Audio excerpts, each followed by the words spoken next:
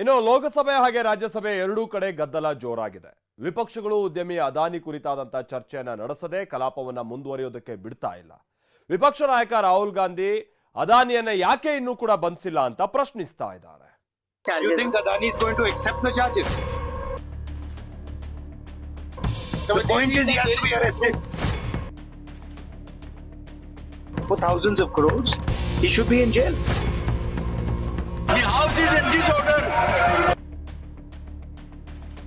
ಸಂಸತ್ ವಿಪಕ್ಷ ನಾಯಕ ರಾಹುಲ್ ಗಾಂಧಿಯವರ ಈ ಇದೇ ಒತ್ತಾಯ ಸಂಸತ್ನಲ್ಲೂ ರಣರಣಿಸಿತ್ತು. ಉದ್ಯಮಿ ಗೌತಮ್ ಅದಾನಿ ಲಂಚ ಹಗರಣದ ಬಗ್ಗೆ ಚರ್ಚೆಗೆ ವಿಪಕ್ಷಗಳು ಪಟ್ಟು ಹಿಡಿದಿದ್ವು. ರಾಜ್ಯಸಭೆಯಲ್ಲಿ ಅದಾನಿ ಲಂಚ ಪ್ರಕರಣದ ಚರ್ಚೆಗೆ ಕಾಂಗ್ರೆಸ್ ಸಂಸದ ಮಣಿಕಂ ಟಾಗೋರ್ ನಿಲುವಳಿ ಮಂಡಿಸಿದ್ರು. ಉಭಯ ಸದನಗಳ ಕಲಾಪಗಳಲ್ಲಿ ಗದ್ದಲ ಜೋರಾದ ಹಿನ್ನೆಲೆ ಕಲಾಪವನ್ನ ನಾಳೆಗೆ ಮುಂದೂಡಲಾಯಿತು. ಸಂಸತ್ ಹೊರಗೆ ಮಾತನಾಡಿದ ರಾಹುಲ್ ಗಾಂಧಿ ಅದಾನಿ ಅವರನ್ನ ಬಂಧಿಸಬಹುದಲ್ವಾ ಅಂತ ಪ್ರಶ್ನಿಸಿದ್ರು. Sir, Adani has denied all the charges. You think Adani is going to accept the charges? Which world are you living in, brother? Obviously, he's going to deny the charges. The point is he has to be arrested. The point is he has to be arrested, as we have said.